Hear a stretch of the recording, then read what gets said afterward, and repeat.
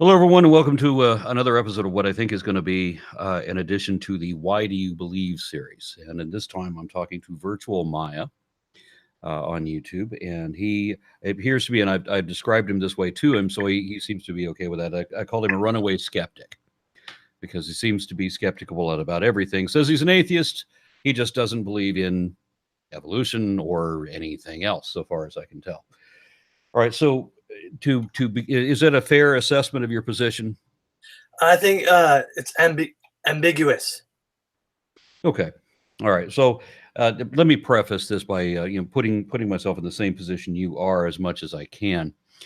I am not a fan of Big Bang cosmology. Oh, I've talked to a lot. I've talked to a number of, some of the leading physicists and cosmologists and so forth. And part of the reason that I am not a fan of the Big Bang is first of all that I don't understand it, but at least on my side of that, I mean, I've talked to some of the best people on it, and I get the impression that nobody really understands it, at least not very well. And to put that into perspective, I can't prove that the Big Bang is how well substantiated the Big Bang is, like I can for evolution. Evolution, I got down.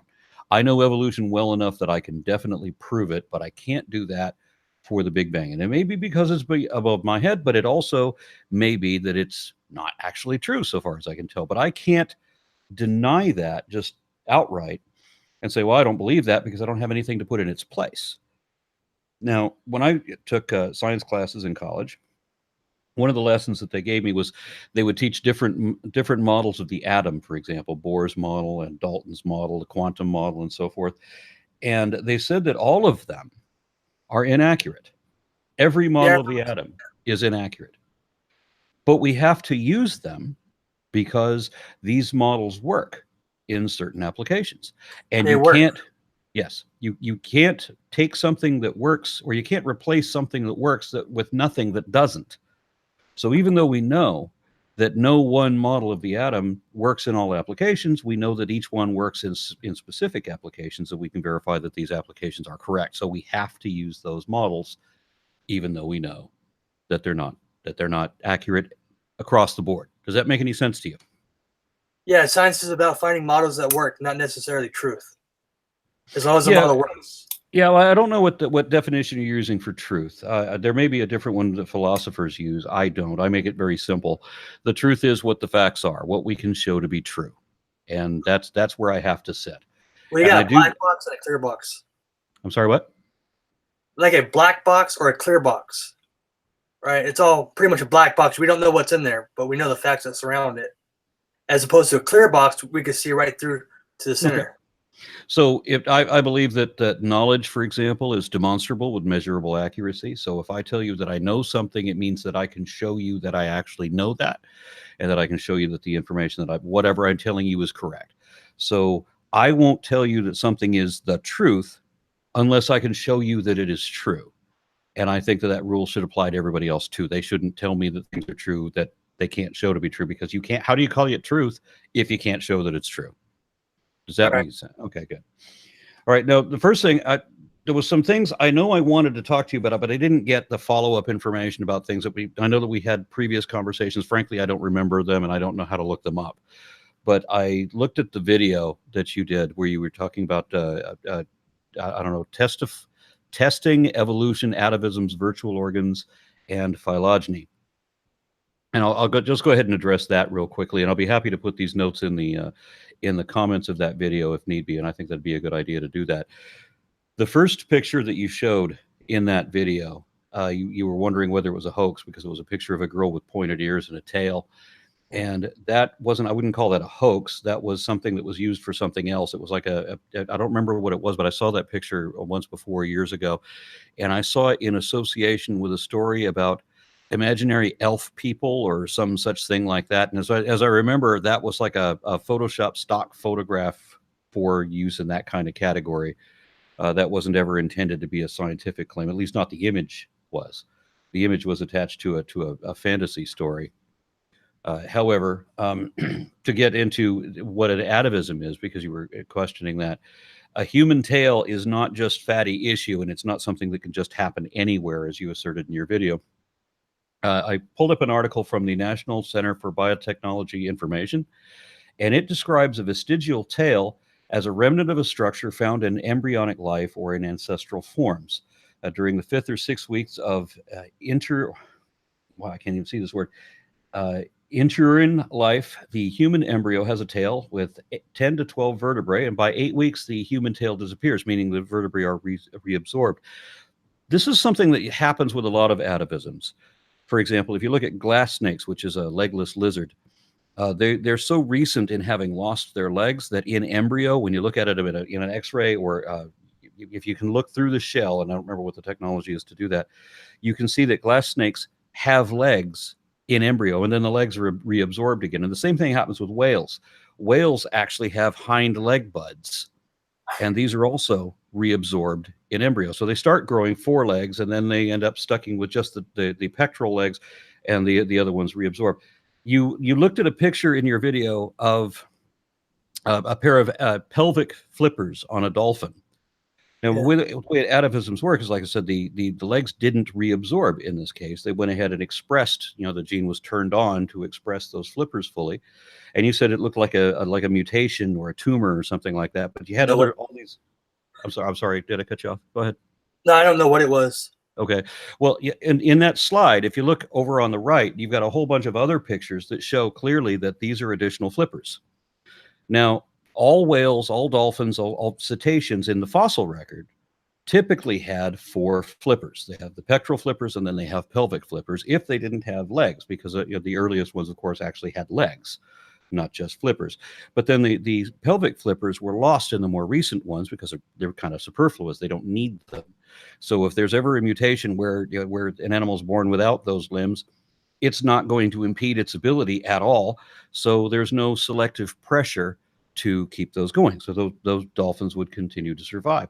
But it's a relatively recent change in their lineage, so it's possible for atavisms to still occur with that feature in there. The dolphins used to have hind legs or flippers. Yes, okay. And prior to that, the older whale fossils actually had legs, not just flippers. And that's why the flippers that they currently have aren't built like you would expect flippers to be. They're built with all the same hand bones in fingers that we have. So a whale's flipper looks like the X-ray of a whale's flipper looks not terribly different than the X-ray of a human hand. This is called homology. So we have these things in common, and the same thing goes with ichthyosaurs, for example, the reptile version of dolphins. So if you were going to make a dolphin out of a reptile, you'd get an ichthyosaur, and they're structured much the same way. Their flippers are made out of hand bones, just fused together more tightly because they existed a lot longer than cetaceans did. Is that it making any sense to you? Yeah, I'd like to know how often these dolphins have this. Is this empirical, or is it just like very, very rare? It's very rare. And on the atavisms too, there's 2 types of atavism, and they're both caused always in the same place. It's not something that can happen everywhere in the body. It is always a remnant of the tail. It is always something comes from the embryology. So that as a human develops, initially you have all these fatty deposits and the some musculature sometimes, and then cartilage, and in one reported case, it was a human born that still had vertebrae in the tail. But most of the time, these are reabsorbed, and it's usually absorbed vertebrae first. So the vertebrae are drawn in, and then everything else and every other remnant of the tail should be drawn in after that, but it doesn't always happen. Do you follow me so far? I'm just listening for the most part. Okay, but I want to make sure that you understand what I'm saying. I do understand what you're saying. Okay. They get absorbed in the embryo. Yeah. So that what we have left of human tails is usually just the skin and a little bit more, but sometimes there'll be more. Sometimes there'll be musculature. Sometimes there'll be cartilage. And in one case, at least, there was vertebrae, though that is very, very rare. One other thing you pointed out, you had a one-legged snake. And what was that? Yeah, I don't think that was a hoax either. What I think that was is because I have not seen any scientific studies about it, and I've done enough searching on snakes with legs that if this thing were legitimate, I would have found it. But for the first thing that doesn't make any sense is that we do have fossil snakes that have legs. There's actually several of them. In the early Cretaceous, there's one snake that has 4 legs, although each of the legs is tiny, diminished, barely operable. And the snake, they're so small, in fact, that the snake obviously does not use these legs. They're too tiny to move the animal around. In all the subsequent, so I think there's at least 3 other species in the later Cretaceous of snakes that have legs, but they only have 2 legs.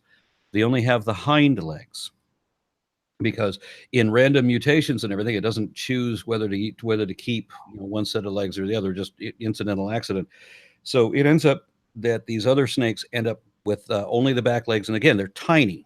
They're in some cases they're not even fully there. They don't have all the toe bones anymore. Or obviously in one of them they has like complete legs with feet and toes and everything, but their legs are so small they can't use them.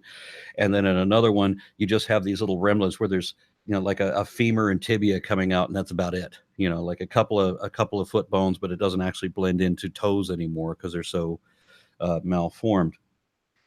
But with the one you're talking about that has a full bird leg coming out of the side of it, there's at no point in a snake's evolution would it ever have a bird leg, because it's not a dinosaur. Snakes are not related to dinosaurs. Snakes are a subset of lizards. So if it was going to have a leg, it would look like a lizard's leg. But what comes out of in the picture that you're talking about is actually a bird's leg. And I think what happened was that the snake ate a bird that was then too big for it, and the bird ruptured 1 foot out of it. And that does happen. There was a python, famously, that an invasive species, somebody's pet, that got out, and it was in Florida. And the python tried to eat one of the local alligators, and the alligator proved to be too big for it, and the snake ended up exploding itself trying to swallow this gator. So I think that's what happened with the snake, and that also explains why there's only 1 leg, why it's a fully developed leg, why it's a bird leg instead of a lizard leg, and why there's no scientific study of it, because there's evidently no truth to that story other than what I just said. Interesting. I didn't think about that. All right, then let's see. There was one other thing. I think we covered the yes. The phylogeny challenge. Yeah, you didn't get to that one in your video. I think I'm a little. There's like 4 different things that I think it could be. I don't know exactly which one it is. Want me to take a guess or anything like that? Or I don't know what you're talking about right now. Oh, I'm not really sure what the phylogeny challenge was. Oh, well, the phylogeny challenge was that creationists agree across the board that there is, well, I can't say across the board. I've actually met creationists who deny microevolution, who don't even understand how different breeds of dogs came about. They don't even accept evolution at that level, and I don't know what kind of reality denial you have to do. I think you're on the level of a flat earther when you get to that level of denial. But most of the time, creationists will accept the mechanisms of evolution. They just don't understand, or they don't accept how far they go. So they'll accept microevolution, and then they try to make some arbitrary division so that they don't accept macroevolution anymore. So they'll accept that all breeds of dogs are derived from Asiatic wolves, for example. They'll accept all the genetic data and all of that to show how those are derived. But at some point, it begins to challenge their religious beliefs, and so they put up a mental block. And so they say that the taxonomy only works up to a point. Now, Ken Ham of Answers in Genesis says he'll move that point wherever he needs to, whenever he wants, just to suit his belief. So that sometimes the division between micro and macro in his mind is between species, as it would normally be, and as according to most of the intelligent design people, like Phil Johnson, for example, said that it was at the species level, and that's actually where it should be, according to what most of these people say. But Ken Ham moves it all over the place. Sometimes he says macroevolution is at the genus level, and sometimes, like in the case of elephants, for example, he puts it at the family level, but never accepts that humans are within the family of apes, because there's just a contradiction there, and so he's not going to accept that fact. But if they're going to accept that the taxonomic tree works at all up to a point, then they have to show where is that point. Where do you have the beginning of a created kind?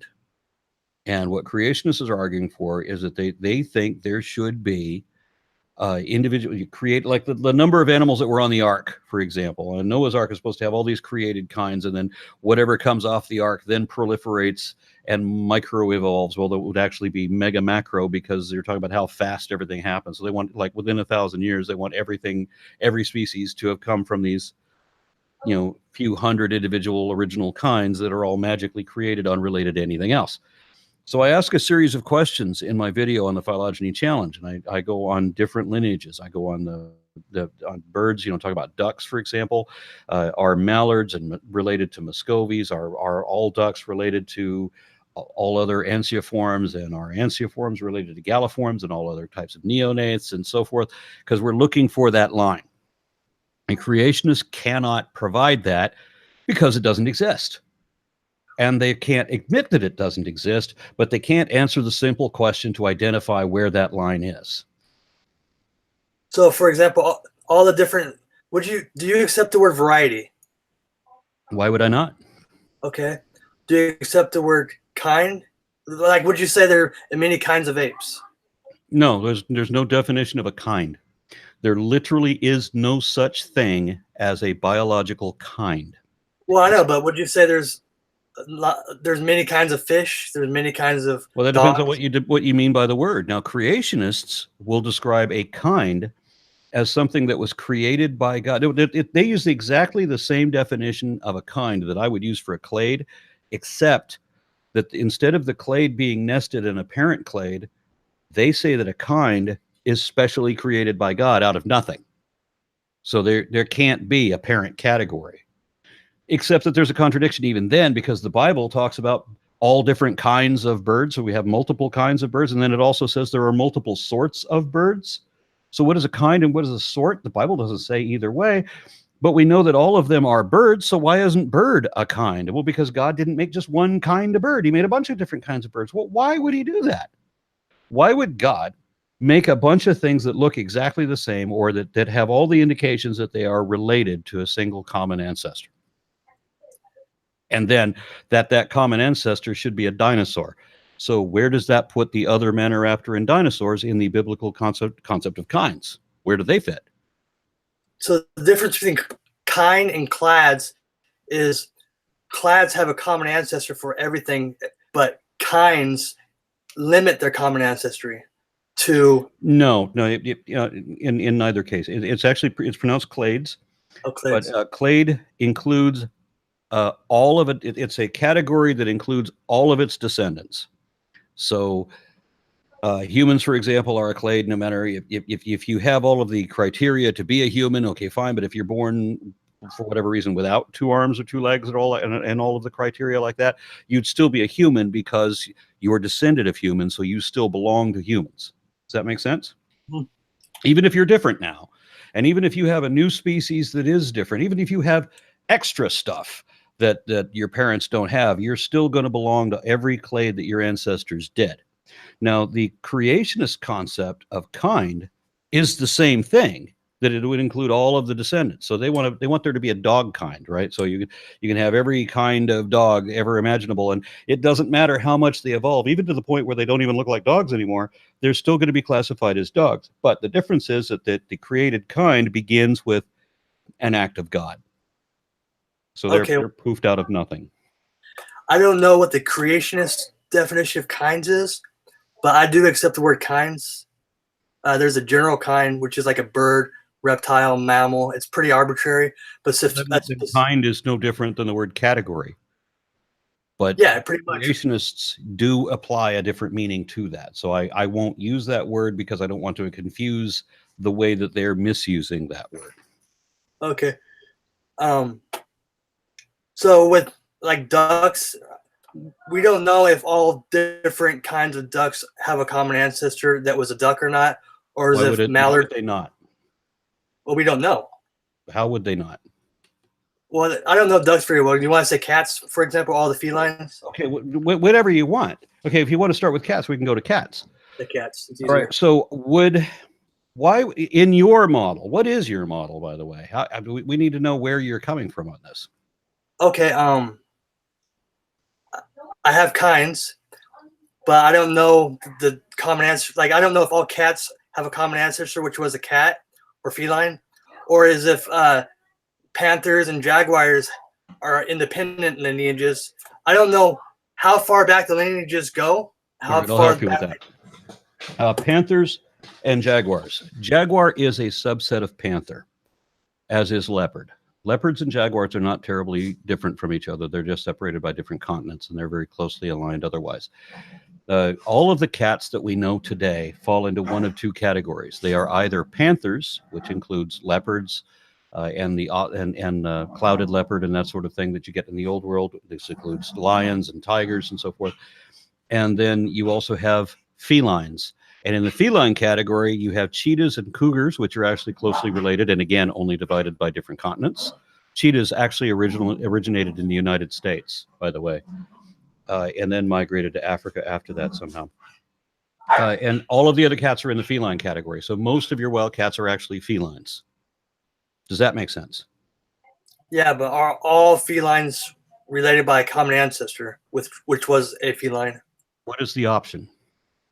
That tigers and bobcats have independent lineages. How could they? Well, okay, my model is like a matrix kind of model, but not like a simulation model, like a mental simulation. So we got archetypes. Is reality real? It's real enough. Okay, then it's irrelevant.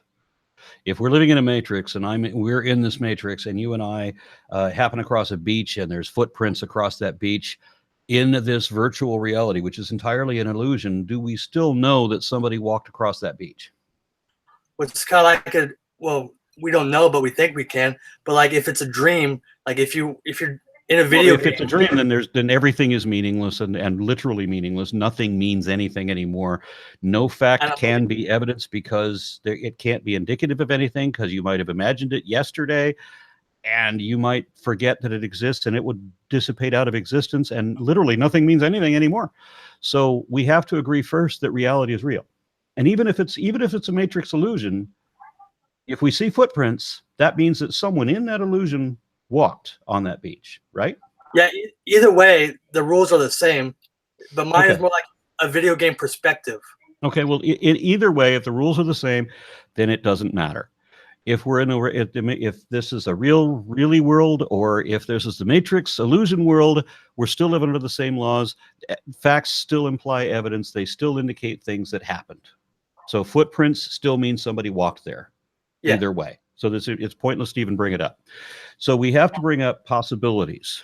Now, before a scientist can say that something is possible, there has to be a precedent or a parallel or a verified phenomenon indicating that that possibility exists.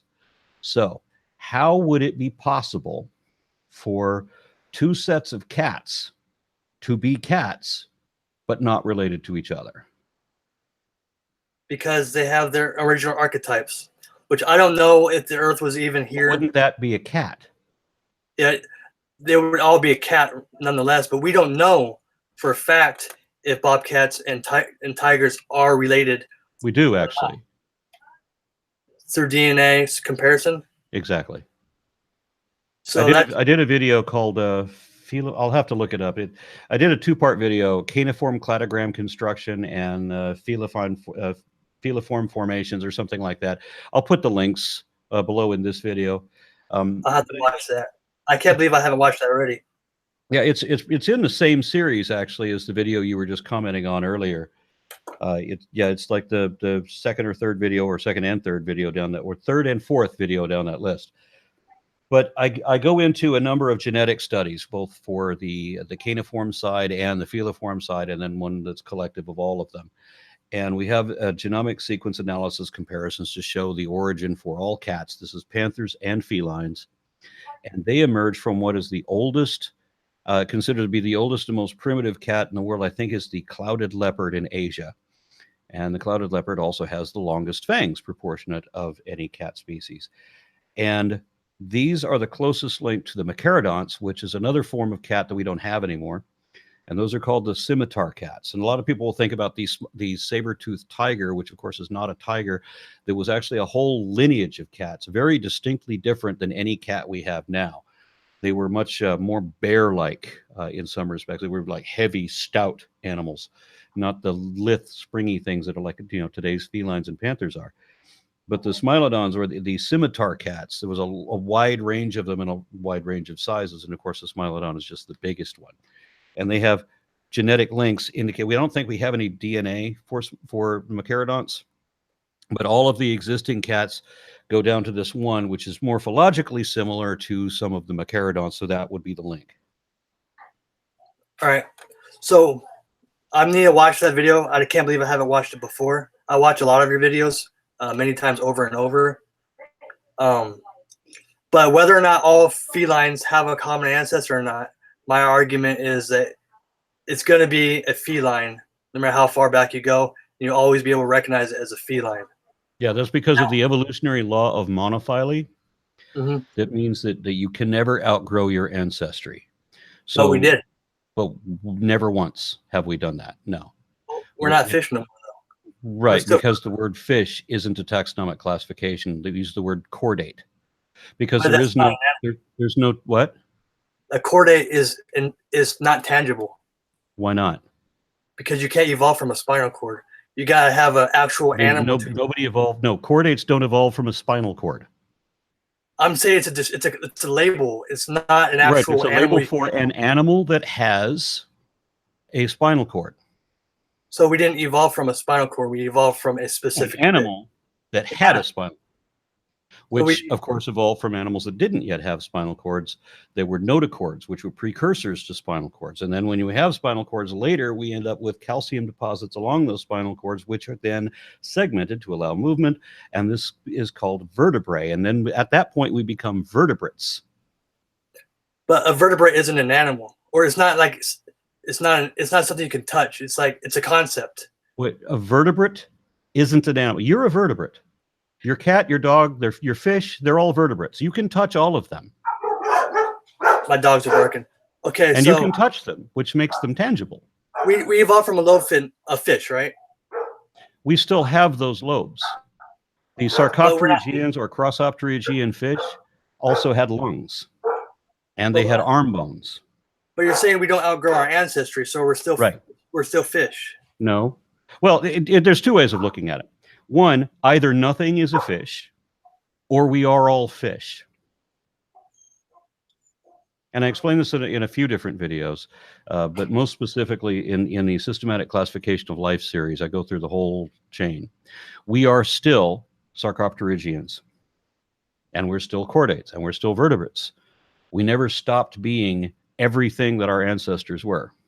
Yeah, we are eukaryotes. Yes. It doesn't mean we evolved from single-cell eukaryotes. Well, we have to. Animals. Doesn't mean we evolved from. But we have to. Every organism. Yeah, but there's a parallel between evolutionary development and embryological development, and it's inarguable that we all begin from a single cell. Like during conception. Exactly. And we're equivocating that to equivocation. Equivocation is a logical fallacy where you use two different definitions interchangeably in order to confuse your opponent. I'm just saying you got conception and you got single cell organism evolving into pretty much micro to man evolution to conception to adult. I just see like you're equivocating growing with evolution. Well, I'm not equivocating, as I just explained. The equivocation means something different than the way you're using it. Oh. But I'm saying that there's a parallel. And this is not, that ontogeny recapitulates phylogeny. It's not because you're not getting into the adult stages that Haeckel proposed, but there are stages in embryology or positions of development in your embryology that are actually capitulated, but it's the developments in embryology that are recapitulated, not the adult stages. Okay. So we have more to talk about. What were they? So I gotta learn more about embryology. I don't really. The best thing I could suggest for you to see is the Systematic Classification of Life playlist. And I'd be happy to share that link with you. I'm up to 30, I don't know, 35 videos so far. And I think the series will probably end at about 45 or 46. So Okay. I'm almost done with it. Let's see. But that should explain everything that you're curious about. Another thing that I see a lot on Facebook, the abiogenesis has nothing to do with evolution.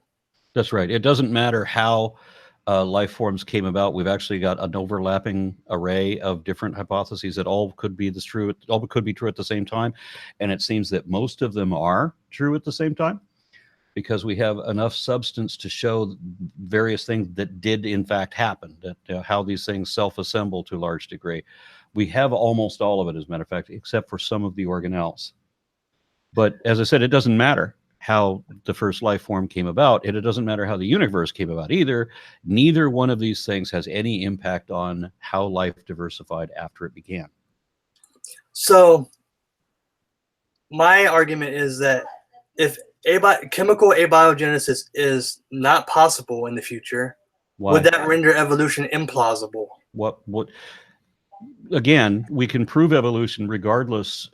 Even if there was a God who poofed the first life form into existence, we can still prove that it evolved since then. So Well, it literally has no bearing on it at all. well, But it kind of does. That's how? Why? Because you need a precursor for evolution. It's Okay, a precursor. let's look at it this way. I've used this analogy since I was a little kid.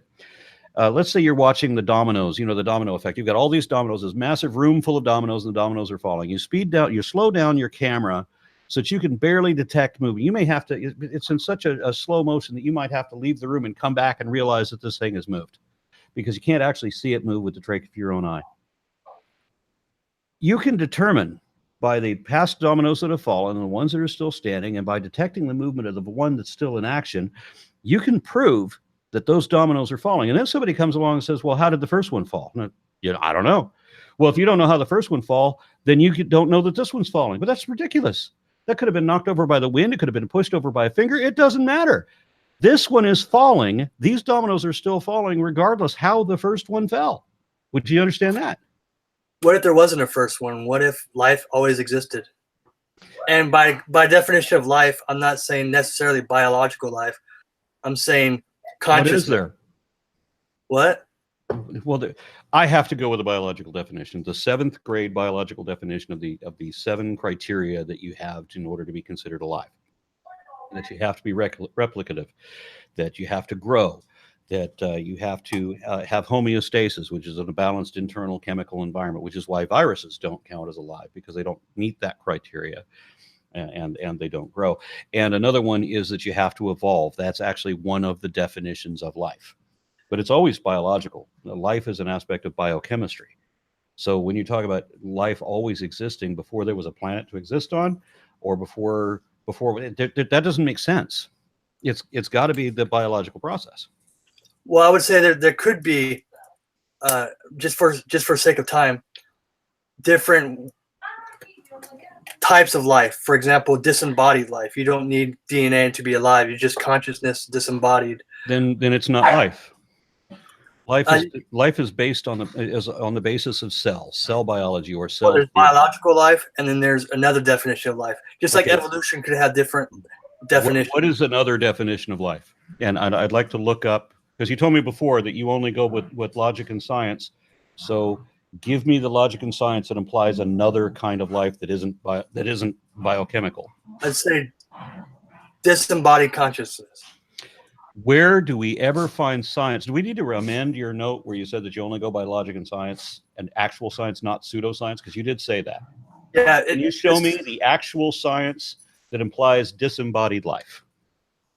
Yeah. Well, this is going to be a long topic. I can only speak so fast. Okay. So, can you ever, in any amount of time, provide a scientific reference for disembodied life? First of all, I can deduce it. How can you deduce what no one else can deduce? For example, would you agree that life is just chemistry? Life is biochemistry. It's an aspect of chemistry, very complex chemistry, yes. Yeah, so Why would consciousness emerge out of chemistry? That's a different subject. And I can explain that, but it has absolutely nothing to do with disembodied life. So you said in your thread that you always adhere only to established science and not pseudoscience. Yeah, I'm getting there. Okay, so where is the established science that implies disembodied life? I have to deduce it. Okay, so you don't have any established science. No scientist ever on the planet has produced any documents that you're aware of ever to indicate anything like disembodied life. No, because I'm proposing an ambiguous paradigm. Okay, so you're speculating without any evidence at all. I am making an ambiguous model to challenge the current model because scientists like to do that. Okay. Scientists do like to come up with models, which means that the model has to explain the data. And yours doesn't. Yours is empty speculation. I need to give you one of the rules about science. I haven't finished though. Okay. I can only speak so fast. Give you the rule first. Let me give you the rule first, and then you go ahead and finish. That's it is dishonest to assert baseless, empty speculation as though it were fact. That's one. And I know that you're not doing that. You're not saying that this is a fact, which is good. But the other thing is that that an unsupported assertion of empty speculation has no more credence than a claim that has been proven wrong. So if you can't show that there's any truth to it, there may as well not be any truth to it, and we literally don't have anything to talk about. You haven't given me enough time to even explain. Okay, you're going to explain something that you've already said is a proposal that doesn't explain the data and isn't backed by evidence and doesn't have any supportive science to it. It's only speculation that serves no purpose and has no value. Just like a lot of science has speculation to it. Except that they don't. I'm trying to track here. They don't. Scientists have to have testable hypotheses. You can't speculate. As I said, if you give speculation, there's no value in that. You have to be able to show that there's some truth to it, or we literally don't have any discussion. Science is only concerned with what is supported by evidence, and what is not supported doesn't even warrant serious consideration. Come back when you have something to show. Then we'll have something to talk about. So scientists don't get to speculate. You have to have evidence to back every postulation. And if you don't, it's not science. I haven't had time to talk. I haven't had time to talk. All right.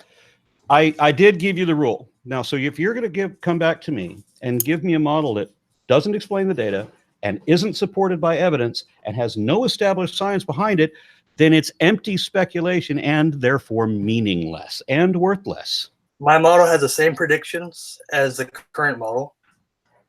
And all I'm saying is... Okay, and understand also that everything has to be testable and falsifiable. Yes. So you're going to need to tell me how we test and falsify your hypothesis. All right, this is a big topic.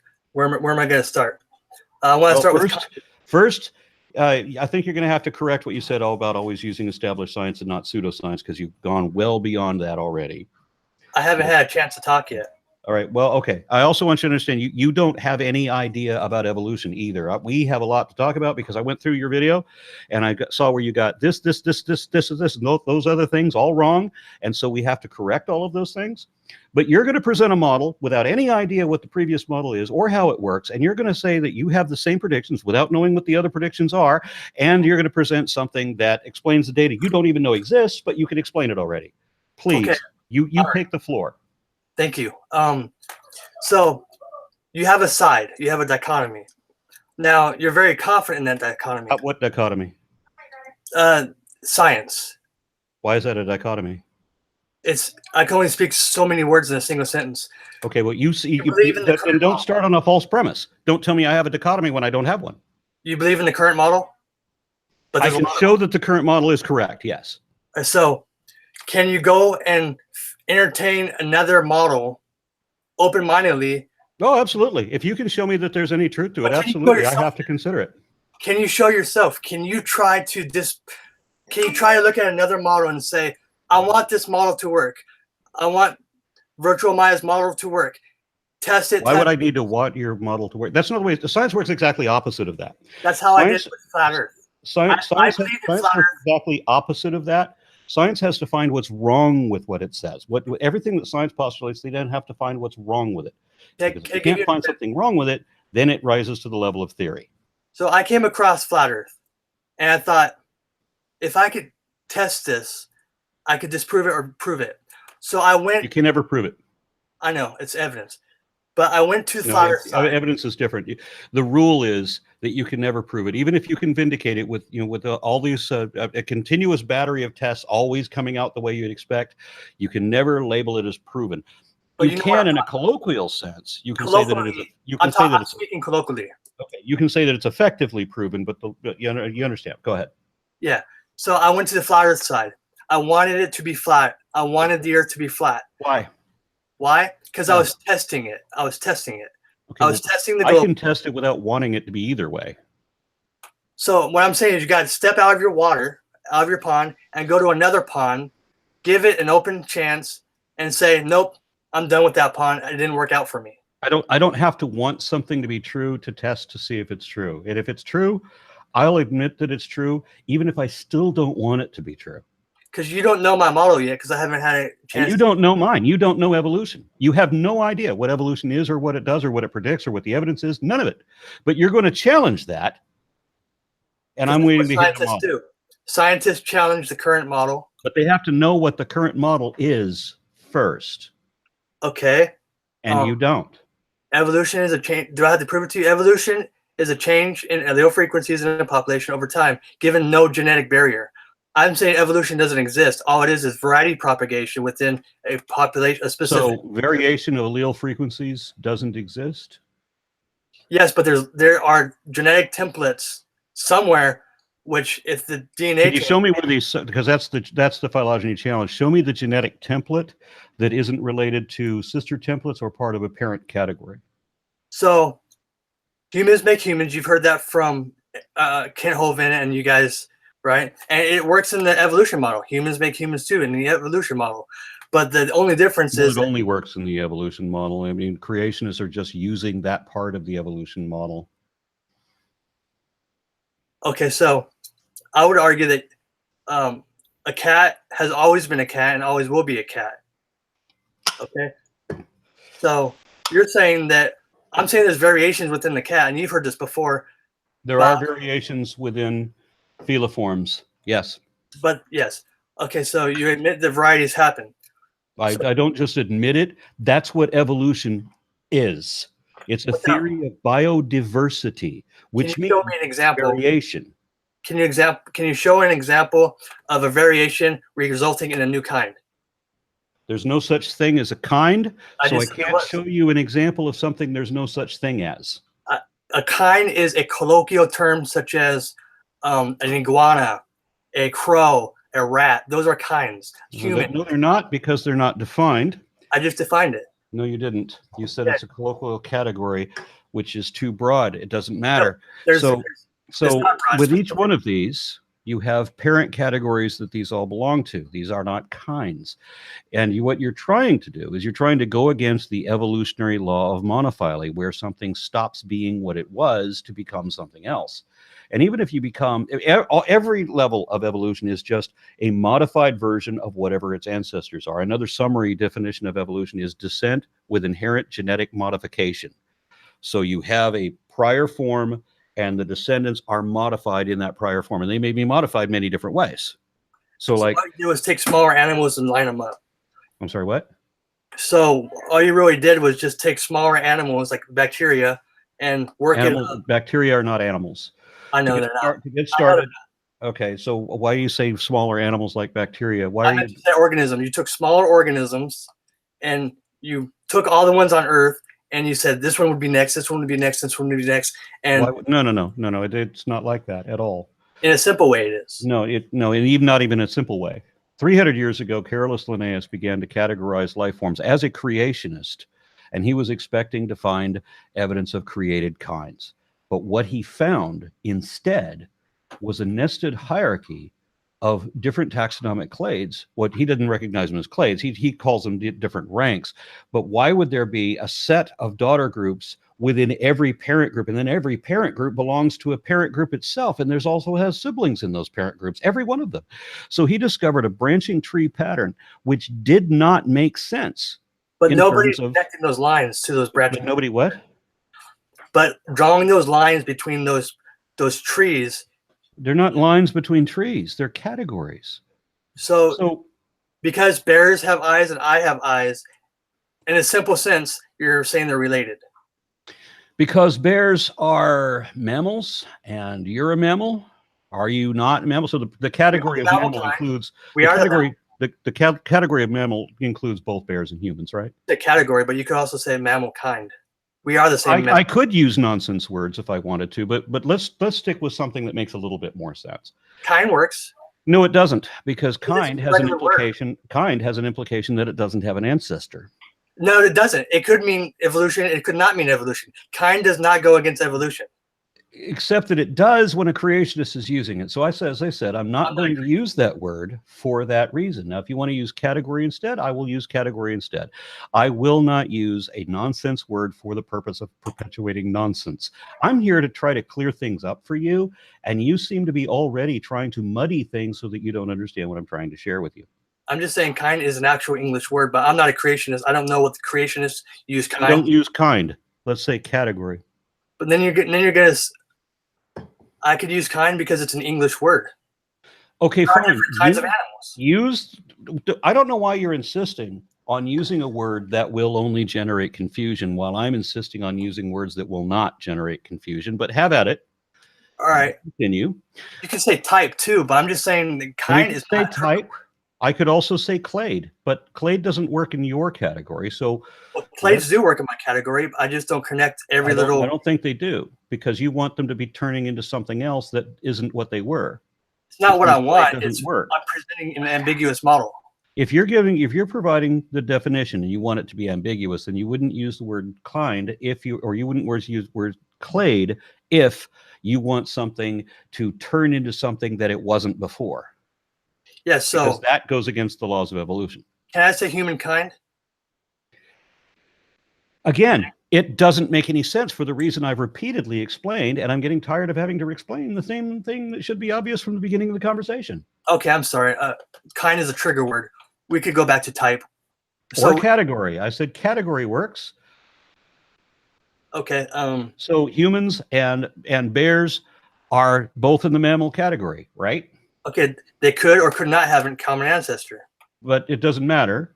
We are in the same category in that respect, and when you look at the category does not mean common ancestor. When you look at the priority in either case, and then compare that to the fossil record, then you start seeing things where you don't just have a matchup of the morphology, but then you have the map up in the chronology and paleontology as well. And then when you map up genetics, then you get another overlap that's again telling the same story. So you have multiple lines of evidence all drawing the same conclusion, universally, consistently. Okay. So you said that DNA means we're related.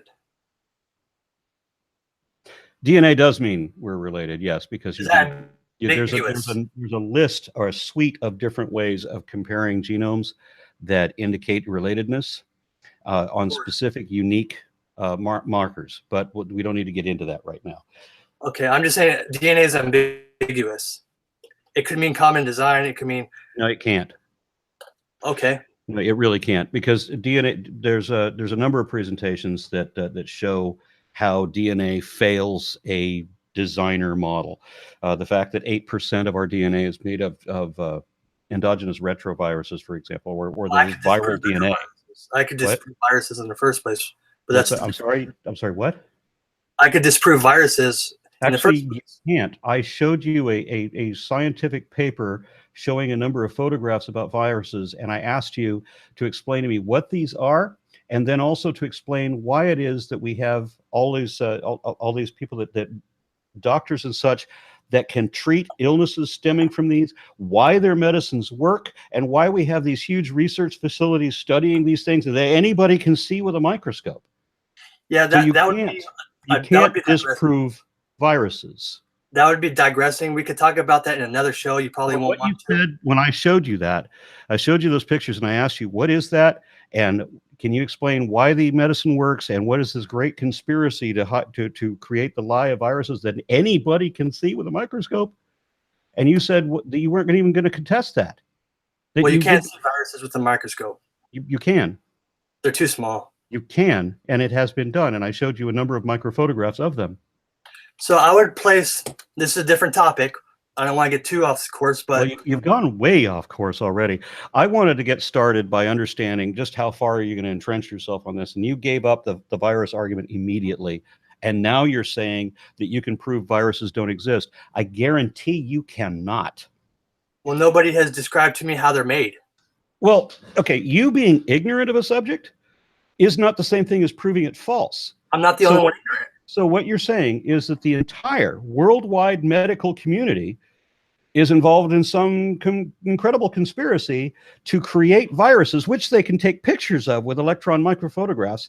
And you're saying all of this is fake. And you're going to overturn it. You can prove this massive conspiracy for all these people that make up viruses, and viruses don't exist, even though we can see them. Isn't that a logical fallacy? I think it is a logical fallacy. Actually, I think it's Dunning-Kruger. When you think that if you don't know something, that you can prove that all the experts are wrong. That's the Dunning-Kruger syndrome. I had Dunning-Kruger with flat Earth, so I kind of know how it feels. I'm not getting Dunning-Kruger actually from this topic. If you don't know what a virus is, and you're trying to say that they're false, and that you can prove that they're false when we all know you can't, that's Dunning-Kruger to the nth degree. Yes, it is. I was on an interview with an immunologist, and I asked her, how does a cell make viruses? Cells don't make viruses. Like living cells make viruses. Viruses take over the genetic compounds in the cell to cause the DNA in the cell will start replicating the viral DNA. Okay. Then the ribosomes make the proteins for the virus. How are these brick and mortar proteins assembled into a unique shape of a bacteriophage? Have you seen it, bacteriophage? Yes, I've seen bacteriophage. It was the first one, I believe, that was ever photographed. I know you said that they can't be photographed, but it was the first one that was ever photographed. Okay, so how are these proteins coming together to make this bacteriophage with the collar, the ribs, with the mouth, the legs? I don't see what's assembling the viruses. And I had the DNA? Yes, just the same way you're assembled. No, life comes from life, so... Except if it's producing DNA, because DNA is, or excuse me, if it's producing viruses, because viruses don't have homeostasis, and therefore are not alive. And life does not always only ever come from life. That was an idea that was proposed by Rudolf Virchow in the 1860s, and he also said that diseased cells also come from other diseased cells. But then he had to realize that there had to be a first cell that wasn't diseased to start with and became diseased. And so he also realized subsequently that there had to be a first cell that wasn't alive yet, but then achieved a living status. So he had to reverse his own rule. It is the biogenetic law was recanted by the guy who invented it. All right, well, I'm using it now. Life comes from life. So cells make cells. You can't, okay, the guy who invented the law, who was an actual biologist, recanted his own law. And so you're going to cite it as if you're somewhat impermeable, but he wasn't? Is that personal incredulity? Is it personal incredulity that you think that you don't know anything but know more than the experts? Yeah, I think it is. Would you say that religion was a psyop back in the old days? Oh my gosh, what is a psyop? You don't know what that is? I knew once upon a time what a psyop was. I can't remember off the top of my head. It's not a word that I've heard since 5 years ago. What is it? Okay, I'm going to make it simple without going to left field. Religion, in my opinion, is a mind control thing. Well, it's a cultural control, but yeah, I can use it as a mind control. I'll accept it as a mind control device. So you accept that the government has used mind control through religion? The government, or whoever, the authorities. I would accept that religion does its own mind control. Okay, so do you appealing to authority with saying that there are no conspiracies? Is it impossible? I'm sure there's a conspiracy somewhere. I mean, Watergate was a conspiracy. That really happened. I don't know what that is. You don't know what Watergate is? You're going to make fun of me for not knowing psyops, but you don't know Watergate? I didn't make fun of you. I was just surprised. Okay, Watergate was when It's very similar to what we've got going on now with the Trump administration, where Nixon was involved in criminal activity trying to get himself reelected, and he sent in people to steal information about his opponent, much as like what Trump was getting information from the Russians about his opponent. And so it's a very similar parallel that this ended up with Nixon having to resign because he realized he was about to be impeached. Okay. So that was the only time we ever had a president resign, because he knew he was in trouble. And that's what a lot of people are predicting that Trump is going to end up facing very soon too. Okay. So that was a conspiracy, and that actually worked. But while you say you don't want to get sidetracked, we've been nothing but sidetracked since this conversation began. We were supposed to be talking about evolution, and we've talked about everything but. Now, you made a comment in your video that if we ever discovered a griffin, we would find some way to fit it into the taxonomic tree. But that's not possible. You just draw lines. What? You just draw lines on paper. No, you don't. As I just explained to you just now, it's not drawing lines.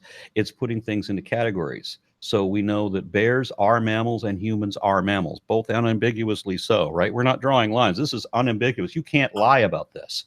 Yeah, but categorize, and you can't make it up. It's not like somebody could come along and disagree that, to say that bears are reptiles or something. You can't do that. I mean, this is established fact. We can all prove, right?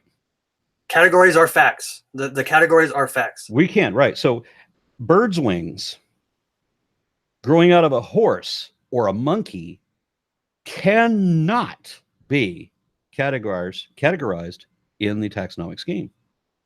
But what would you do if you found one? That would prove that animal at least came by some other means. Or that clearly could not have evolved. You could fit it in on a tree of life somewhere and draw. Wrong. The feather is a high degree of complexity made up of a series of different mutations at different times. And this is also evidenced in their embryological development as well. So you see the different developments of the feather that is occurring in the fossil record is also occurring in the embryological development in the same pattern. It's a sequence of different mutations. It would be impossible. It would be as impossible for a feather to evolve as a feather, exactly the type feather we have now, to evolve a second time, as it would be for English to evolve independently from some other original language speaker. Well, the eye did it.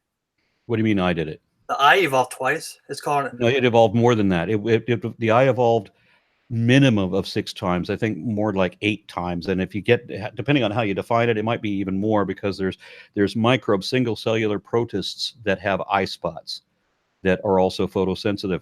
But in each of the cases, I mean, the eye proves the point as well, because the eye doesn't develop the same way each time. Our eyes are most similar to, when I say our eyes, I mean the eyes of vertebrates, for example, are most similar to the eyes of mollusks, except that they're fundamentally reversed, so that they don't have the blind spot that we do. Their eyes are actually designed better than ours. Wait. You say we have a blind spot? Yes. I know what you're talking about, mm-hmm. but I can refute that. But go on. No, you can't. Yeah. No, you can't. So you understand that in order to refute something, you have to be able to show scientific documentation to then submit to the scientific community for them to find something wrong with it. And then when they can't find something wrong with it, they award you the Nobel Prize and $1 million. I ain't got time for all that. So you're saying you ain't got time for $1 million? You ain't got time to be famous? You ain't got time to back up your bullshit, is what you're telling me. Well, why are you calling it? You don't know my model. You can't prove that. You can't prove the things you pretend you can prove. But why are you taking a side? Why can't you take my side? What side? You're on the mainstream model side, evolution side. Why are you on the evolution side? What other side is there? The non-evolution side. That's not what side is the non-evolution side? What? There's the side that accepts the way that science works, and then there's the woo-woo make up everything side. And I think you're on the woo-woo make up everything side. Well, I would say abiogenesis is a little woo-woo. But well, you would say that, but only because you don't know it, because I can show that every one of these elements is actually accounted for. We can get into that. But you're talking about things you cannot do. you cannot prove that we have no blind spot. For example, that would require scientific research that you can then submit so that the scientific community will review your data and your experiments and the ways of falsifying your hypotheses and fail to do that, and will have to reward you that you did it. You managed to prove what all the other scientists believed, because we all had evidence indicating that, but then some guy who knows nothing came out of nowhere and said, I can disprove the things I don't know anything about. So with a blind spot, right, there is a blind spot, but it's not a black circle, right? It's not poor design because it works just fine. We got Hawks. It's poor design that's compensated for. It's not. In every set of eyes, in every lineage, every independent evolution of those eyes has evolved a new and unique way of doing it. They never did the same thing twice. Well, the closest you've got is that the vertebrate eyes and mollusk eyes are vaguely similar, except fundamentally reversed. Theirs are designed better than ours. No, it's not. You said design, by the way, but it's not better. Yes, because it's incidental design. Yeah, but it's not better or worse. Yes, it is, because they don't have the blind spot, and so there's another aptitude that they don't have. How many people notice the blind spot?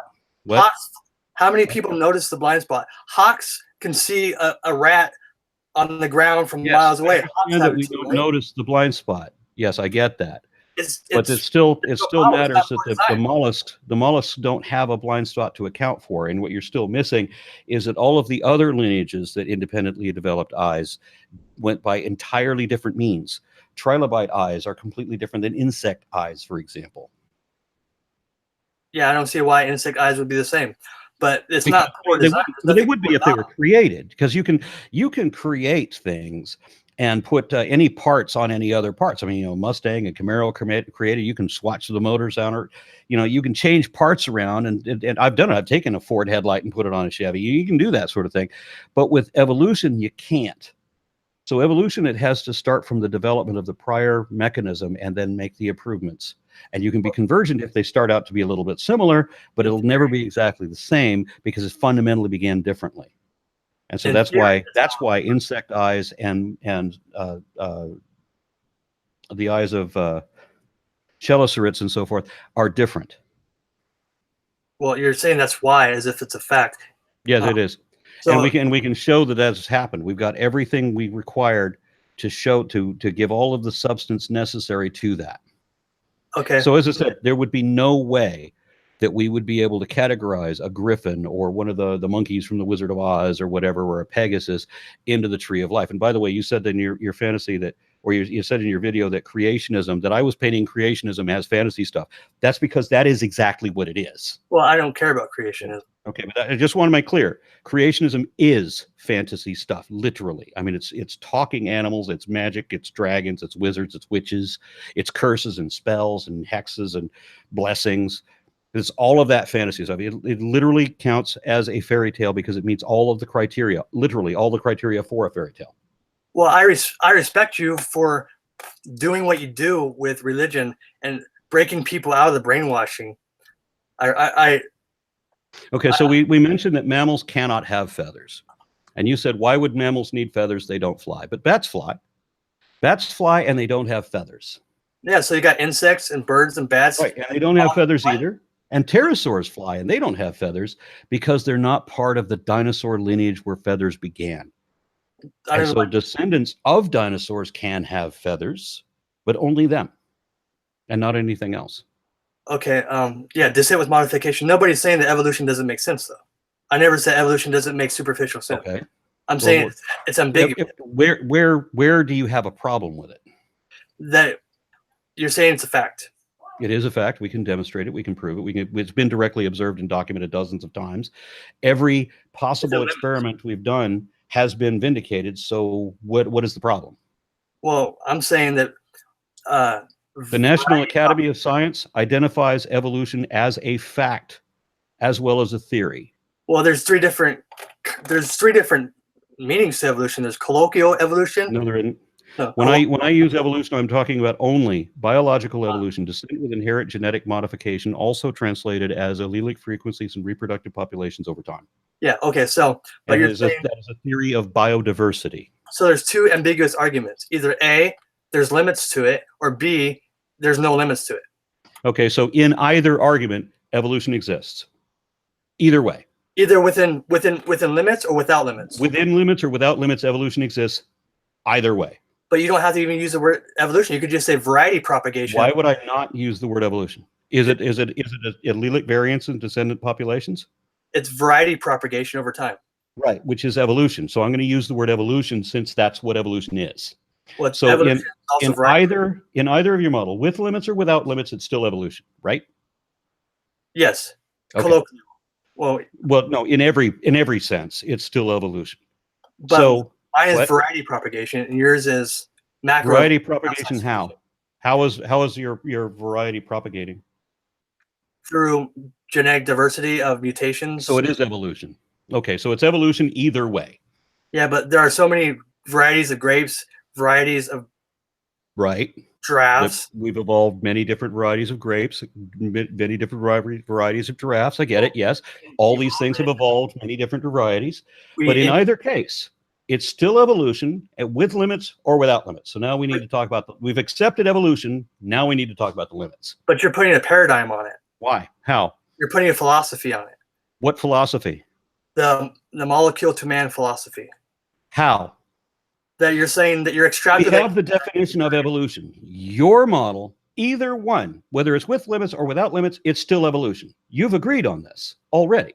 Yeah, but my definition won't work in your model. Why not?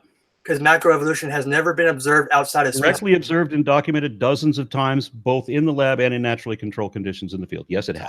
How has macroevolution outside of space? You cited it yourself in your video.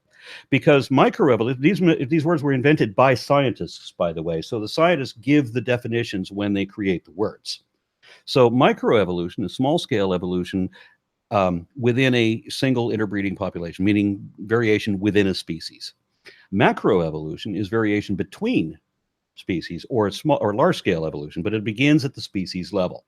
So speciation then is a macroevolutionary change. Speciation is not microevolution. So macroevolution is speciation, but speciation isn't macroevolution. Why not? Yes, it is. So why don't you just call it speciation? Speciation is the first level of macroevolution. The speciation is what caused bacteria to man evolution. Show me one instance where speciation has changed kind or changed. I can't show you what never existed, because there's no such thing as a kind, so nothing can ever change kinds. So get that? This is why I don't use the word kind, because kind is deceptive and confusing, and you're still trying to use the word kind to thwart your own argument, but you don't get that. But there's no such thing as a kind, so you can't create a new kind. But you can create what I said all evolution is descent with inherent genetic modification. So everything that ever evolved at any level, microevolution, macroevolution, doesn't matter. It's a modified version of whatever its ancestors are. So everything I can show you that has been documented is a modified version of whatever its ancestors are, according to the evolutionary law of monophyly. That's woo. How is it woo? Because macroevolution outside of speciation has never been observed. You looked it up yourself on your own video. You cited a bunch of different cases of macroevolution. You said it was word salad because you didn't understand it. And I'm glad you admitted that at least you didn't understand it. But that just because it's too scientific and too educated for you to understand doesn't mean it's woo. So woo is when you make shit up yourself that you don't have any basis for, like that you can disprove that there are viruses, or that you can disprove the blind spot of the eye, which of course you can't do either one. Well, I don't want to digress, but macroevolution outside of speciation has never been observed in real time. Well, what is macroevolution outside of speciation? What is that? One specific organism evolving into a distinctly different specific organism. Again, you violate your own definition. Again, every level of evolution is modified, a modified version of whatever its ancestors were. So it can never become what you're asking for. But that's your operating system. Doesn't allow for the creationist argument you're using. Nothing can ever become fundamentally different than its parents are, ever. That's the law of monophyly that I've repeated to you, and no less than a half a dozen times. Yeah, but I keep trying to tell you that you're operating off of theories that this You speculation. understand what a theory is? Let's get into that, since this is the argument that I hate most among creationists, because it is the most deliberate lie. Creationists know what a theory is, but they deliberately misuse it. So have you ever heard of atomic theory? Yeah, it's a black box. What is atomic theory? It's a black box you can't see inside, but you got to wrong. Atomic theory. Let me put it another way. A theory is, in colloquial terms, a hypothesis that has been effectively proven, so it becomes a theory. When it becomes perverse, to refer to it only as a hypothesis, because it's withstood every battery of tests, a significant battery of tests over a great period of time for many different people, to the point where we can't call this a hypothesis anymore. This has graduated to the level of theory. So atomic theory is the body of knowledge or field of study about the fact of atoms, and it includes all the hypotheses about atoms and the natural laws about atoms. The same thing goes for the theory of gravity, which is also the fact of gravity, and the hypotheses about gravity and Newtonian laws and all of the other laws about gravity, and the same thing about relativity and cell theory and the germ theory of disease, and so on. Every modern scientific theory is also a fact. It's a body of knowledge. No, it's not a fact. Yes, every modern scientific theory is a body of knowledge about certain demonstrable facts and falsifiable hypotheses and laws. Facts surround the theory. No, the theory surrounds the facts. You've got that backwards. The theory is the field of study of that particular idea. Like atomic theory covers everything we know about atoms. And it works. Right. And evolution covers everything we know about what? It doesn't mean it's a fact just because it works. Are you saying that atoms are not a fact? No, I'm saying they're proven. You're saying that gravity is not a fact. I'm saying the gravity is proven. How about the germ theory of disease? Yeah, you're probably going to argue the germ theory of disease, since you want to pretend that viruses don't exist. So what about the germ theory of disease? I'm saying the theory is proven to work, but the thing is not proven itself.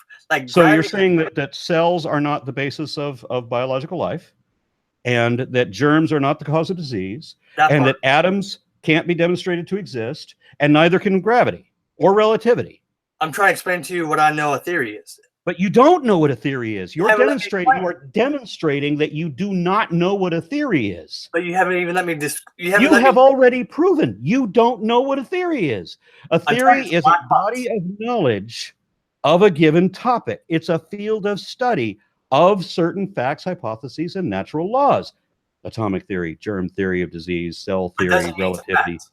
The facts it does mean that, because every modern scientific theory, because there were two that were like 200 years ago that were disproved, but now that they've improved the criteria, there has not been a single scientific theory that has been disproved in over 100 years.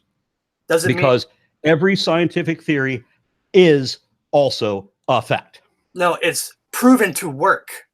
And is a fact. We know that evolution is proven to work, and that it is a fact. We can prove evolution in many different ways. By your paradigm, by any paradigm. It doesn't matter.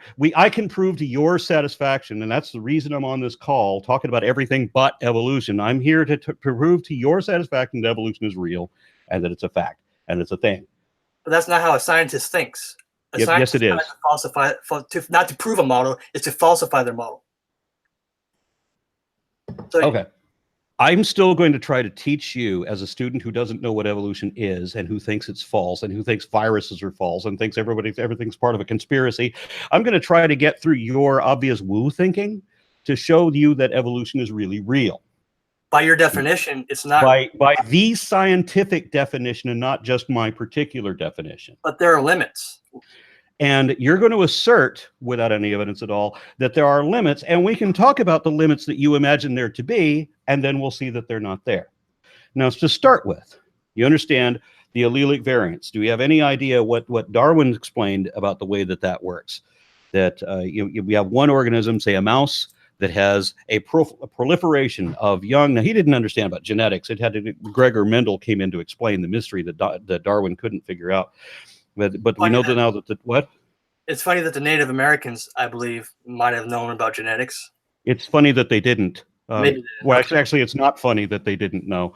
But Well, I don't know why you're distracting on something that's not even true. But the point is that every one of these, the baby mice in this case, is going to have slight, subtle mutations, tiny little difference. And remember that evolution at every level is a matter of incremental, superficial changes being slowly compiled atop fundamental tiers of similarity. Do you get that? Yeah, but that's woo. But yeah, to say that what? To extrapolate it is woo. I'm not even extrapolating. I'm talking about first generation. Okay, and this is a demonstrable fact.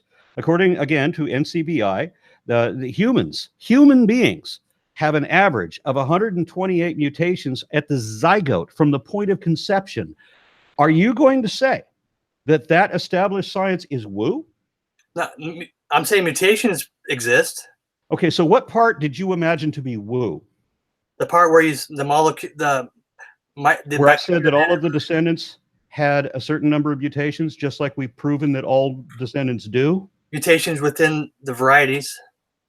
Within the single generation from a single parent, the 8 baby mice from a single mother mouse, all of them will have unique mutations. Do you accept that to be true? Yes. Okay, so it's not woo at all. But it's still a mouse.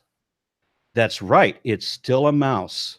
Now, and it always will be forever on, even if the daughter mice, many generations down the road, end up being something we wouldn't recognize as a mouse at all.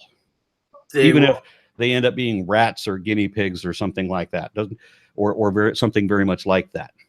So we understand that these are usually very, very small, very subtle changes, and we're talking about population genetics. Now, when you talk about populations, then you have to understand that we're not talking about an individual turning into something else, which has been your argument up to this point. No, that's straw man. No. That was your argument up to this point, because you keep bringing it up again. Like, when would you have like a first iguana or whatever? You keep saying these things, that it would turn into something fundamentally different. I'm not straw manning you. I'm citing you. I'm repeating what you said. So populations do evolve, not individuals. Populations evolve, yes. So like, one good analogy that actually works pretty well is the evolution of language. So we know that Latin, for example, is the basis for Romanian, French, Spanish, and then from Spanish we get Portuguese. So we have a second generation of Portuguese basically being derived from Spanish. And then also from Latin we get Italian. Now, in the case of Spanish, Latin, and Romanian, these are a form of cladogenesis, which is we have a new variant arising in a population, right? You have a population that's moved away to France or Romania or Spain, and they develop this unique language slowly over time. There was never a first guy walking around a bunch of Latin speakers who suddenly speaks French. We know that there was a slow transition. We know that if you read documents that were written 1,500 years ago, in Spain, you will find that it's not quite Spanish, but yet it's neither is it entirely Latin anymore. It's in a transitional state. Do you accept that that happens? That languages evolve? Yes. Yes, you're arguing from analogy and equivocating language. I'm not equivocating. Again, I'm not using multiple definitions to try to confuse you. I'm staying with one definition all the time, and I'm using an analogy to try to help you. This is not a logical fallacy. So the analogy works. How it happens. I'm showing you how evolution is occurring at the population level, not at the level of individuals. So while you've been arguing for something to turn into something fundamentally different than its parents were, which can never happen, the reason for your failure to understand that is that you don't understand that it is at a population level, and that you're not getting the law of monophyly, that it can never be something fundamentally different than its parents were. Okay, it's always going to be a modified version of whatever its parents were.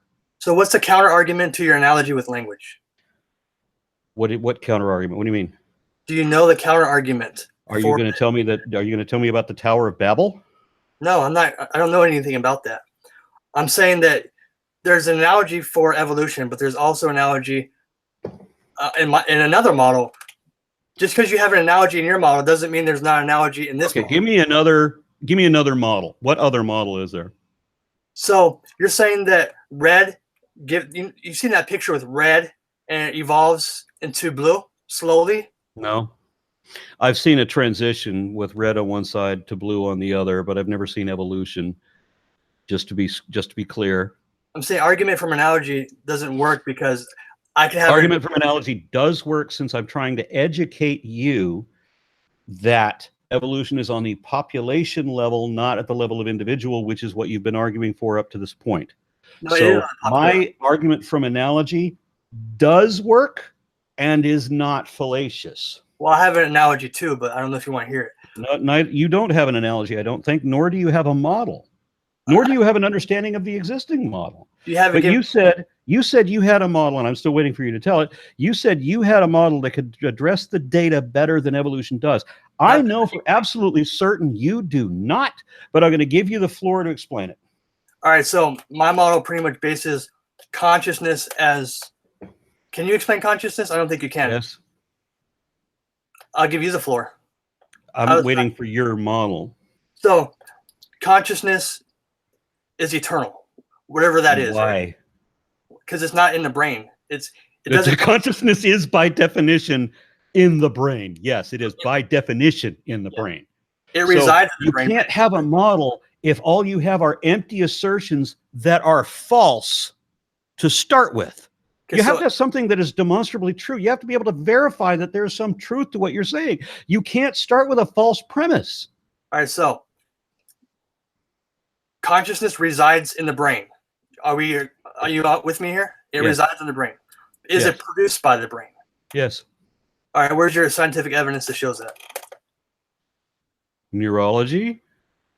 Daniel Dennett, the most famous philosopher in the world, said that the mind does not exist in one part of the brain, that there is not a single place that you could point to in the brain that shows where the mind is, that the mind is actually a product of the entirety of the brain, a conglomeration or cacophony, if you will. I'm not talking about the mind. I'm talking about consciousness. Well, then that is what you're talking about, because that's what the mind is. So what part of the brain has consciousness? Is it the neurons? As I just said, Daniel Dennett said it's not in one part of the brain. It's the entirety of the gray matter of all your neurons together, your memories, and various other aspects. If you damage a part of your brain, your personality will change. I'm not arguing that. Okay, so we know that that is the scientific evidence you have that I'm right, that the mind is actually produced by the brain. Yeah, I got an analogy. So if I have a car and I pop a tire, my car is going to run differently. Doesn't mean I am the car. So I don't think your model explains consciousness. And my model... Well, certainly mine does, because, as I said, you can change the personality by impairing different parts of the brain. You can change the belief system of a person. You can change virtually every aspect of who they are by altering different parts of their brain. So that is the producer of what the mind is. So we have no substance whatsoever that consciousness is disembodied. And I'm still would like to get into explaining evolution to you, which you clearly want to avoid, and you want to argue something else entirely. Well, my model bases off of consciousness, not coming from the brain. It's through the brain. You don't have a model. Yeah, my model. You don't have a model. You haven't let me. You haven't let me explain it. Explain the model you don't have. Consciousness is not from the brain. And what evidence do you have for that? It's through the brain. It is an ambiguous model. What evidence do you have for that? It's equal to your model that you don't have evidence. I have evidence for my model. What evidence do you have for yours? It's equal. So what's equal? The fact that you think that consciousness comes from the brain. We can prove that consciousness comes from the brain, yes. Versus your notion that consciousness does not come from the brain, and you don't have any evidence for that. Is it from the brain or through the brain? It's from the brain. The brain generates the mind, which is the consciousness that you're talking about. And you want to pretend that consciousness is somehow independent of the brain. Where is your evidence for that? It's a model. Just like you don't have a model. It's equal. You have to have evidence before you have a model. What is your evidence? My model explains the data equally. You don't have a model. You have to have evidence before you can have a model. What is your evidence? We're getting there. Your model, right, is from the brain. My model is through the brain. What's your evidence that it is from the brain? As I just explained, neurology, and every neurologist will agree with this, that you can impede the brain, you can cut out pieces of the brain and impair the function of the mind. And you're saying that the mind comes through the brain somehow, I guess like it's some kind of a receiver or antenna, in which case it wouldn't matter what damage you did to the brain. As long as you left part of it open, the rest of it would still receive, even if it was staticky. So what evidence do you have to face the evidence I have against you? Well, I'm not claiming mine as a fact. Well, yes, you are, because you're claiming that yours is a model. I'm saying they're equal, ambiguous models. You don't have a model because they can't be equal if you have no evidence and you have no model and you have nothing to back it up. You have no way of showing any truth to what you're saying. Because you're controlling the narrative. What? You're controlling the narrative. And I keep giving you the floor to explain your model, and then you keep trying to push the burden of proof back onto me to get me to explain something. You're the one supposed to be explaining your position. I'm trying to stay on topic here. We're talking about consciousness going through the brain. On topic would be me explaining evolution to you. That was the topic of this conversation. You have changed that every opportunity you could to anything else that you could. Okay, I'm just going along for the ride while you keep changing subjects and moving goalposts. All right, we'll talk about evolution. Your evidence for your model. All right, so we'll go back to evolution if you want, but I'm saying that consciousness is through the brain, not from the brain. Now, I'm saying, what is your evidence for that? There's the same evidence as you have for your. Okay, so I have neurology showing. I have neurology. That no, you don't have that because you don't have anything that indicates that something is traveling through the brain.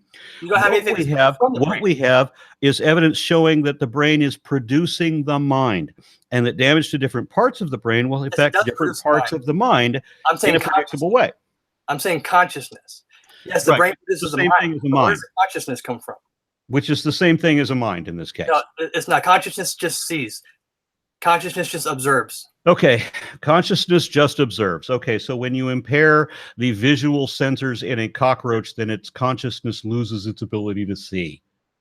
And that would be evidence supporting me and not you. What evidence do you have supporting you? It supports me too. No, it doesn't. Nothing is implying that the cockroach receives its transmission, that it's only transmitting a mind from some other source. It is producing its own consciousness. It has its own sense receptors going through its own little nerve knot in its head to try to figure out what it's understanding about its environment. It is not transmitting a signal from some other source, as you seem to be implying. Not from some other source, from consciousness. I didn't say that. What the hell is consciousness? I'm starting to think you don't have it.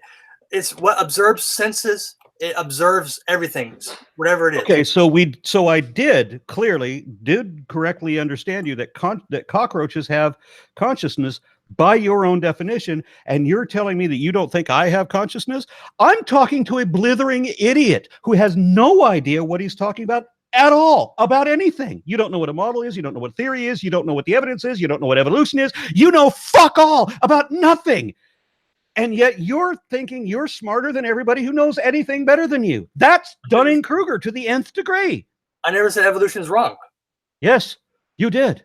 I said there's an ambiguous evolution has never been observed. You said that that life is forever, that you have disembodied life. You've said all kinds of bullshit here. You said you can disprove things that you can't disprove. You have no idea. So what's your evidence for thing to watch your video and think, dude, has this kid never been outside of a single wide trailer? What's wrong with his education? So you can explain butterfly. I'm sorry, what? Something is happening in your transmission. I'm getting, everything was digitized. I didn't understand a word of that. Say it again.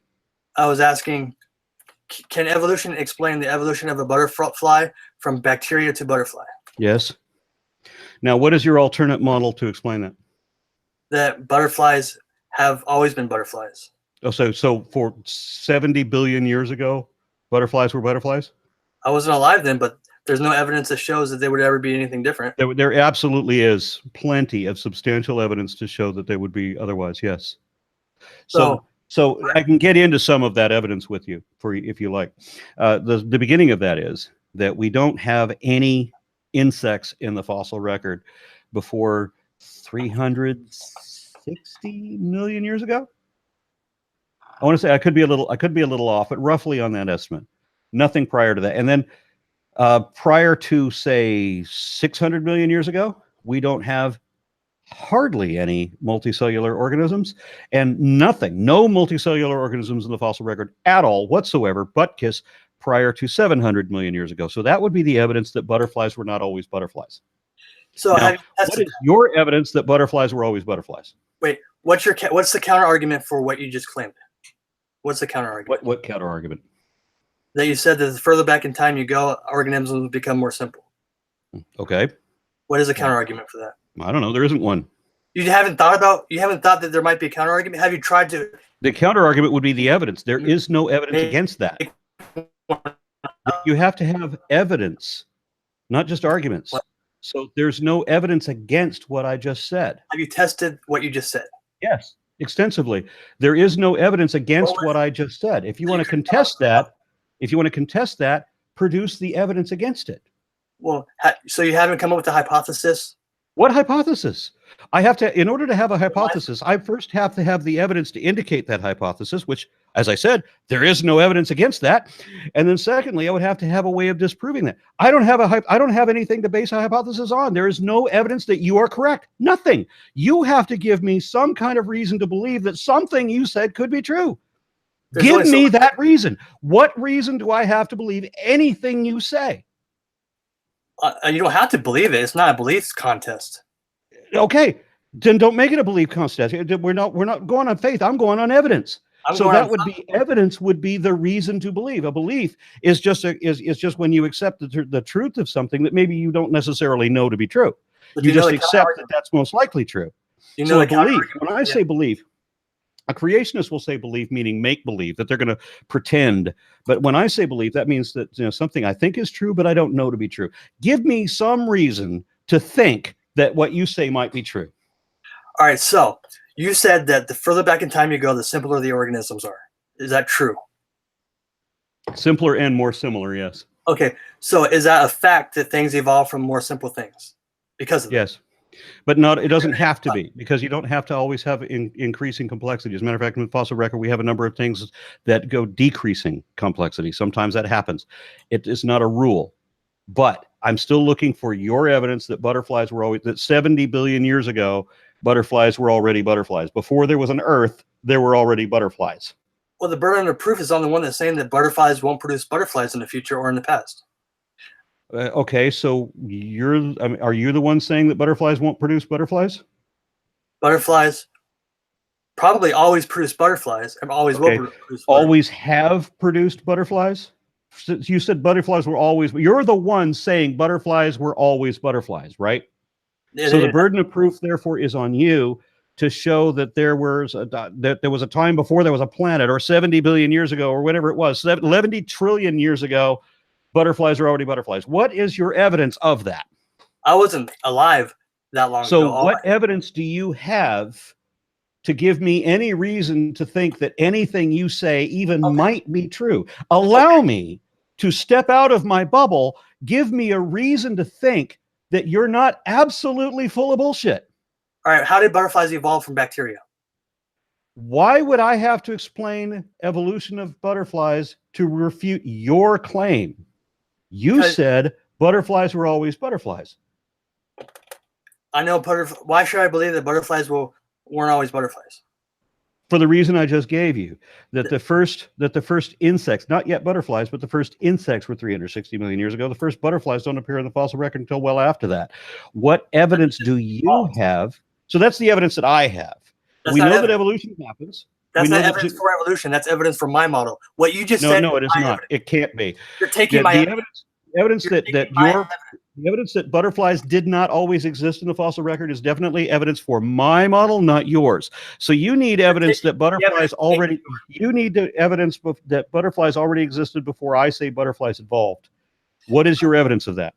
So you're taking the evidence, which is the evidence that you're asking for, and you're making it your own. The evidence that you're taking is actually my evidence. Okay. The evidence that butterflies did not always exist is evidence that butterflies always existed, is what you're telling me.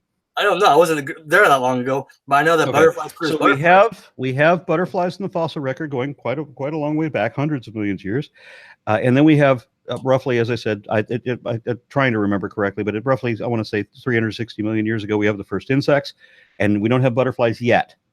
But so that's the evidence. There was no what? There was no first insect, by the way. Okay, so there was no first insect. So there were a plethora of insects. We have an empty assertion from you with no evidence to back it up. Please give me the evidence that insects, a multiplicity of insects, always existed. What is that evidence? You took my evidence. All your evidence is my evidence. Okay, the evidence that I have is that no insects appear in the fossil record prior to 360 million years ago, and you're going to say that that's evidence that insects always existed. No, that's my evidence.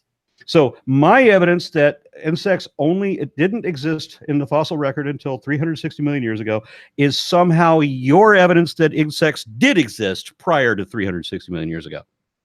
Well, the fact that insects showed up in your model and insects showed up in my model is ambiguous evidence. So you want to say that insects already existed before they showed up in the fossil record. So I wasn't there then, though. Right, and neither was I, but it doesn't matter. We don't have to have witnessed the murder to know how it happened. But there's ambiguous explanations for the murder. No. You're taking the evidence and saying... There's lots of different ways we can prove how a murder happened and who did it without having to be there. There's ambiguity. So what is your evidence that multiple lines of insects pre-existed the move of insects to land on the evolutionary model? What is your evidence that they existed prior to that? It's ambiguous. So you said there's a murder, right? So we're saying you're changing the subject again to I guess admit that you don't have any evidence. The evidence is the same evidence as your evidence. So the evidence that they didn't show up until the evolutionary timeline, where first insects appeared 360 million years ago, and that butterflies appeared some substantial period of point after that, is somehow your evidence that insects existed prior to the formation of the Earth. Yes. Your evidence is... No, clearly you have absolutely no idea. Not only do you have no idea what you're talking about, you're out of your fucking mind. So I'm sorry that I don't have any more patience for you, but you clearly do not want to understand anything. You want to believe absolute horse shit. I don't believe. It's just different models. Yes, they're not a model. You don't have a model. You don't have evidence. You don't have any reason to. You don't have a single. You want to? Let me give you what evidence is, because maybe that's another thing you don't understand, along with theory and model and everything else you don't understand. Evidence is a body of facts which are positively indicative of or exclusively concordant with one position over any other. So I have evidence that insects don't appear in the fossil record until 360 million years ago or so, and that butterflies don't appear until subsequent point to that. You want to argue that butterflies existed always, forever, in eternity. So you would have to produce a fact indicating that a butterfly existed prior to the evolution of insects on land. So what is that fact that implies that butterflies existed 400 or 500 or 600 million years ago? Carbon or dating methods. Carbon dating. Or whatever method dating. Carbon dating, which only goes up to about 50,000 years, and that's it. So carbon dating clearly does not provide any evidence for you. You don't even know what the hell you're talking about. Why are you arguing with me? So I'm saying, why do you not want to understand what is really true? I can show you what's really true. You clearly don't want to know that. You want to believe something else. You not understand ambiguous evidence? Ambiguity in evidence? Why do you insist that something be ambiguous? I'm showing that it's not. You're saying I'm showing that we can prove things clearly. You're saying that butterflies showed up at a certain time, right? Yes, and you're saying that they already existed prior to that. What fact indicates that butterflies existed prior to that? Give me that fact. Same time as you are. What is the fact that indicates that butterflies existed prior to that? I said butterflies showed up in my model at the same time as your model. Right, but you want to argue against my model. You want to say that butterflies existed prior to that. So what fact? For all I know, they could have. What fact indicates that butterflies existed prior to that? I said that's not necessarily what I'm proposing. I'm proposing that they could have existed. You said butterflies always existed. All insects always existed. That means that 700 gazillion years ago, there were already insects. All insects. All the insects we have now were already there gazillions of years ago. What fact indicates that that might be true? I'm not promoting that. I'm saying... So you don't have a fact. Therefore, you don't have evidence. Therefore, you can't have a model. You don't have a mechanism. You have nothing at all. You are wasting my time. I'm saying butterflies could have always existed, or they couldn't have. And again, in order to say that something is possible, you have to have a precedent or a parallel or a verified phenomenon indicating that such a possibility exists. You don't have that. Ambiguous. Do you even know what that word means? It could go my way or it could go your way. You're not talking about ambiguous. You're talking about evidence, which means not ambiguous. The evidence is ambiguous. No, it's not. The evidence would be not ambiguous. It would clearly indicate that you could produce a fossil from say 3.5 billion years ago, when all that we know about microfossils is that we have bacteria and nothing else, and you could produce a fossil dating from that time of butterflies, and then would be able to say, hey, you know what, you have a fact in support of your bullshit argument. But you don't, and you know that you don't, so you're just wasting my time. I'm done with you. All right. I'm done with you. I don't like deliberate dishonesty. I will surrender any amount of patience. If you're just stupid and that's the only problem you have, I'll do everything I can to help you. But you are clearly worse than that. You are dishonest. Goodbye.